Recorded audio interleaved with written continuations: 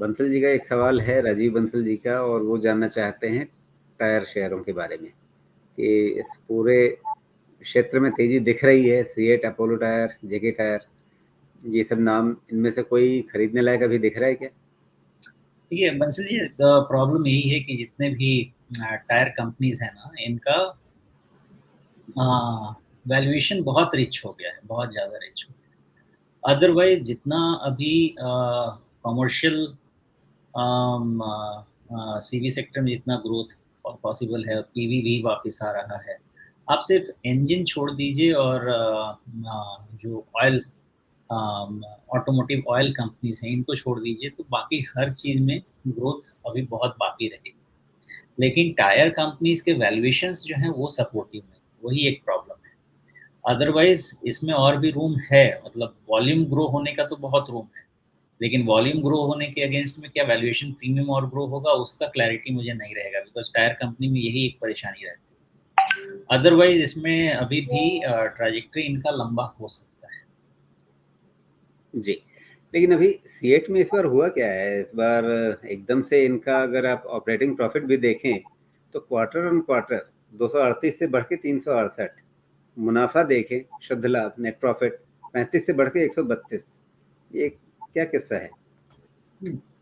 Automotive अच्छा कर रहे हैं, खास करके जितने भी आपके सीवी सेगमेंट का परफॉर्मेंस है वो अच्छा कर रहा है, आपका ट्रैक्टर सेगमेंट का परफॉर्मेंस अच्छा कर रहा है, पीवी भी थोड़ा अच्छा कर रहा है। मेन प्रॉब्लम सिर्फ आपको टू व्हीलर्स में ही दिख रही है, ज़्यादा टू व्हीलर्स में जितना ग्रोथ देखना चाहेंगे उतना नहीं है। वो भी रूरल कंजम्पशन एक बार ही आ गया जो इस साल उम्मीद कर रहे हैं, तो शायद वो ग्रोथ भी देखने को मिल जाएगा, और थोड़ा सा इंटरेस्ट रेट और सॉफ्ट हो गया तो फिर वहाँ पे और बेटर ग्रोथ देखने को मिल जाएगी। टू व्हीलर सेगमेंट में भी वो बहुत ज़्यादा प्राइस सेंसिटिव होता है, तो इसके हिसाब से मुझे ऐसा लगता है कि इनके परफॉर्मेंस में टायर कंपनीज के परफॉर्मेंस में इनका बहुत ज़्यादा हाथ है, और आगे भी रहेगा, बिकॉज ये सब तो रिप्लेसमेंट वाली चीज़ है। आपको टायर हमेशा 40,000 से 50,000 से 70,000 ये सब किलोमीटर के अंदर में एक्चुअली रिप्लेस तो करना ही पड़ जाता है, भले करे ना करे वो अलग बात है। तो इसलिए इसमें हमेशा ग्रोथ के चांसेस बने रहते हैं, और इसमें उसके अलावा और कोई कंसर्न नहीं होता है, वैल्यूएशन के अलावा और कोई कंसर्न नहीं होता है। बाकी अगर ऑटो ग्रो करने वाला है तो ये सेक्टर तो ग्रो कर। लेकिन सीएट में हमने देखा कि उनके ऑपरेटिंग प्रॉफिट में भी अच्छी तेजी है और नेट प्रॉफिट में भी जबरदस्त तेजी है। लेकिन अगर आप अपोलो को देखें तो उनका ऑपरेटिंग प्रॉफिट वैसा कोई धुआंधार नहीं बढ़ा है। 913 से बढ़ के, मैं सिक्वेंशियल देख रहा हूँ, 913 से बढ़ के 958, मतलब 998, लगभग 1000 करोड़ रुपए। लेकिन इनका नेट प्रॉफिट देखें तो ये 292 से 425 के ऊपर है, 427। मतलब इनका नेट प्रॉफिट काफ़ी तेज़ी से बढ़ा है। शायद टैक्स परसेंटेज काफ़ी कम है इस बार, क्योंकि प्रॉफिट बिफोर टैक्स भी इनका 425 से 525 हो गया है। तो मतलब दोनों में कुछ तो अंतर है, जिसके चलते शायद सीएट में, जहाँ पर हमें ऑपरेटिंग प्रॉफिट भी काफ़ी बढ़ता हुआ दिखा है, लेकिन अपोलो में हमें वो किस्सा नहीं दिखा है। ये थोड़ा बहुत डिफरेंस है, बहुत ज़्यादा डिफरेंस तो नहीं है, बिकॉज दोनों अपने अपने अपोलो टायर भी बहुत ही बढ़िया कंपनी है। थोड़ा सा आप देखेंगे तो वैल्यूएशन गैप है in between Apollo and CEAT, that margin में काफ़ी चेंज आया है इस बार सीएट में, वैसा चेंज अपोलो में नहीं है। अपोलो में नहीं है, दैट इज करेक्ट। लेकिन अपोलो में भी ग्रोथ रिलेटिव टर्म्स में तो ग्रोथ अच्छा ही दिख रहा है, बिकॉज इनके भी सेल्स अच्छे ग्रो कर रहे हैं। हाँ। अपोलो का भी सेल्स अच्छा ग्रो कर रहा है, मार्जिन भी इम्प्रूव हो रहा है। एक अपोलो में थोड़ा, हाँ, इनके ओके, इंटरेस्ट कॉस्ट कॉस्ट भी मॉडरेट हो रहा है, तो आई थिंक अपोलो में भी ग्रोथ ठीक है, एक कॉस्ट ठीक है। थोड़ा बहुत कंपनी स्पेसिफिक जरूर रहेगा, वो है भी।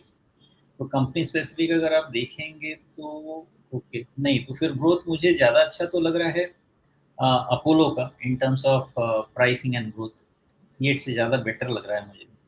जी। तो फिलहाल चुनाव कैसे किया जाए? जो इनका बंसल जी का सवाल है कि अब ये सारे ही जो टायर सेक्टर वाले नाम हैं, सीएट भी है, अपोलो भी है। सीएट वर्सेस अपोलो में आपने कह दिया कि अपोलो बेहतर लग रहा है। एक जेके टायर भी है, या जो दूसरे भी नाम हैं इस क्षेत्र में।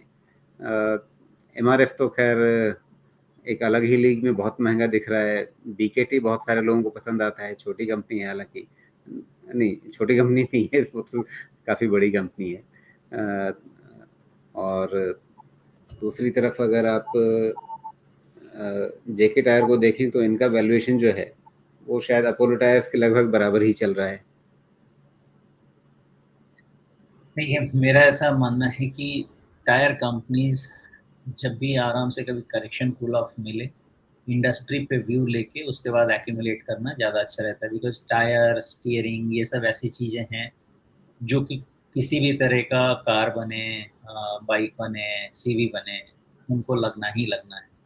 तो मेन व्यू लेना चाहिए इंडस्ट्री पे, और इंडस्ट्री पे व्यू लेके अगर अच्छा लगता है तो करेक्शन कूल ऑफ में ये मिले तो ले लेना चाहिए। टायर कंपनी के साथ यही प्रॉब्लम है कि आप बहुत ज़्यादा वैल्यूएशन फेवर में नहीं रहेंगे, तो इसलिए इंडस्ट्री पे व्यू लीजिए, और कभी भी टॉप से 20% का करेक्शन दिखता है तो फिर ये सब कंपनी में आराम से धीरे धीरे एक्यूमुलेट कर लेना चाहिए, करके छोड़ना चाहिए। हाँ, ये भी है कि ध्यान रखिएगा ये सब सिक्लिकल्स हैं, ऑटो सिक्लिकल है, इसलिए आपका टायर कंपनी भी परफॉर्मेंस भी सिक्लिकल ही रहेगा।